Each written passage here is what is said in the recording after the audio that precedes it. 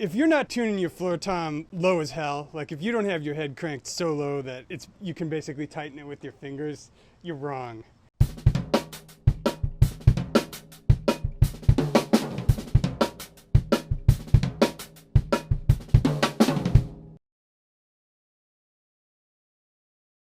All right, guys, so we're live on both a YouTube cast and also a Periscope cast. So this should be interesting, but I'm giving the Periscope folks a front row seat to the back room while I record the lesson of the week. So this is something that I worked out for you guys, and it's a little gospel lick that is kind of inspired by a bunch of different people.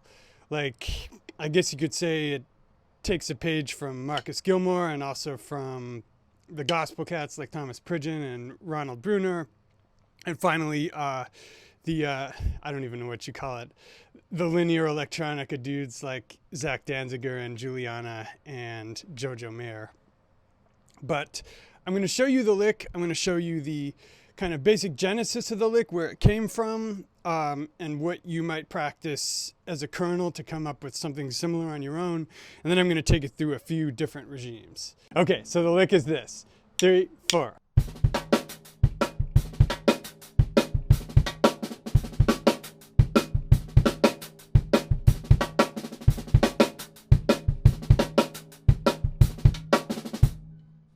So it's obviously something you could employ if you're playing any kind of halftime Purdy shuffle, any kind of 12/8-ish thing.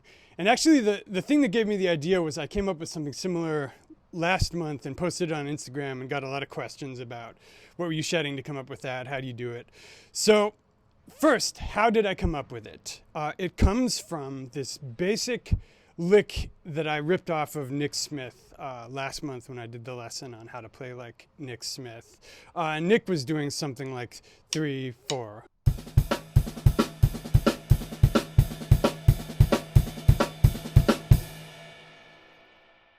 So I took that basic concept and I just, instead of ending on the left hand,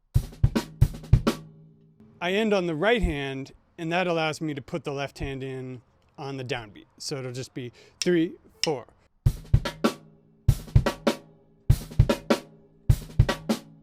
And that gives you that great hand-to-hand rim shot thing. I've been watching a lot of Garibaldi lately too, and David is definitely a guy who plays a lot with Latin bands, so he's definitely influenced by like the Quinto players. So I think that the hand-to-hand rim shot's really sweet. So that's literally the first half of this. Is the second half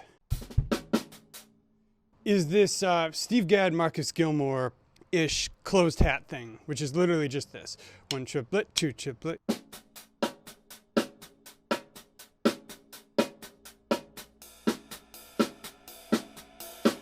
Which I think probably comes out of playing jazz vocabulary and practicing Marcus type stuff, but it's definitely something you want to have together because Jojo, Juliana, Zach Danziger, those guys are all over it. So if we were to play the whole lick just in 6 beats, in kind of an even 6-beat phrase before we hemiolize it, it would just sound like this. 3, 4.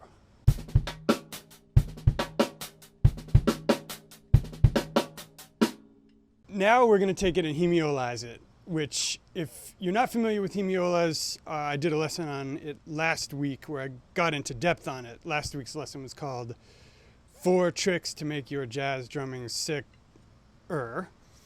But I'll go into it just briefly, which is that instead of an even 4-beat phrase or an even 8-beat phrase, you're grouping it in terms of 3 and then 3 and then 2. So instead of 3, 4.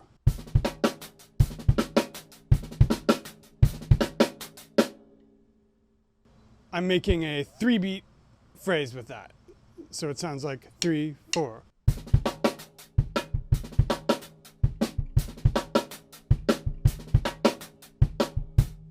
If I only play the 3-beat phrase, that's what it sounds like. And then I need to add 2 beats to the end of that because 3 plus 3 plus 2 equals 8. So it's 3, 4.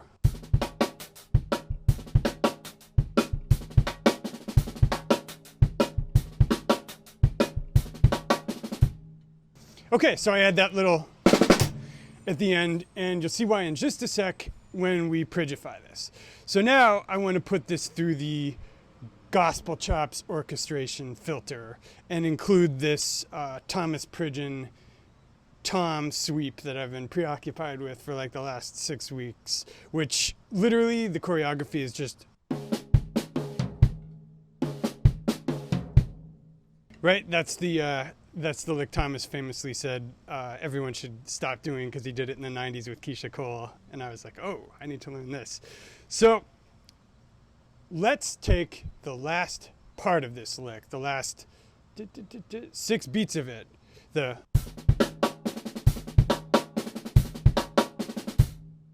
and put it through Thomas's filter. So that will sound like this. 3, 4.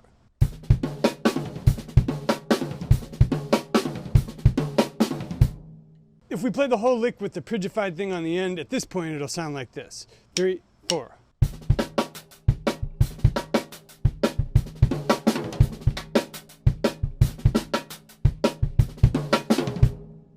But I think we can do better.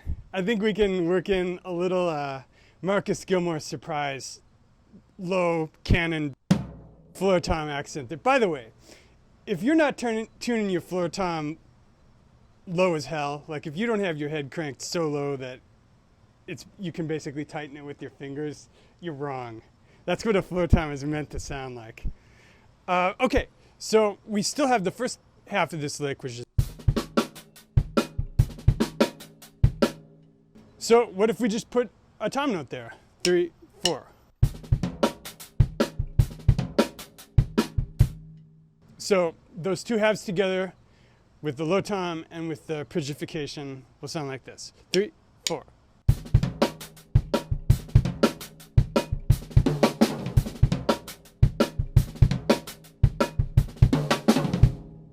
Okay, so there's one more variation I want to take you guys through, which is the Danziger-esque, Jojo Mayer-esque, Julian-esque, which is like, well, what if we just left the right hand on the hats the whole time? Right? So what would that sound like? 3, 4.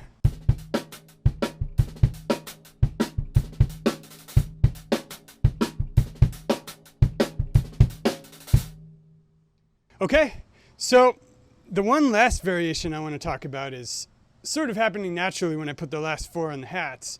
You notice that it's difficult to go. So I just left that out. That notwithstanding, what if we took that concept and just left the grace notes out of the entire thing? What? So then instead of it would just be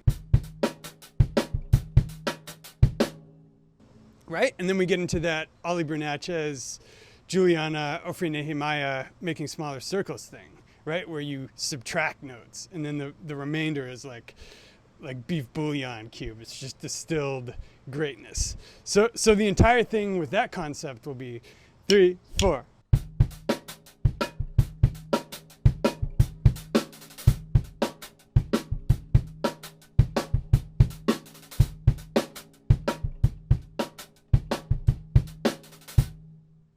And there it is, guys. That is the leak. My favorite part of the lesson is when I tell you guys how you can take that action to learn more from me. So I'm going to have a little graphic up on the screen. Check out my product called the 80/20 Roadmap. Most drummers suffer from some version of the same 3 mistakes, and I won't make you sit waiting to hear what those are. They're not being able to play in time, not being able to play cleanly, and not being able to have good mental flow when they improvise, like my mental flow is when I try to talk. Everybody's got to be good at something. What was I talking about? Oh yeah, roadmap. Get the roadmap. People tell me it's cool. It'll help you triage those 3 problems, really approach it from a diagnostic standpoint of like, okay, what am I weakest at? Rather than just going to the practice room and 5 minutes on this book, 5 minutes on that book. Don't get me started on that stuff. If you want to get better faster, focus on the few things with the greatest impact. That's the 80/20 and 80/20 drummer. Guys, it's been real, been extra fun to do this on the Periscope. If you're not following me on Periscope and you're seeing this later on YouTube, follow me at 80/20 drummer. We out.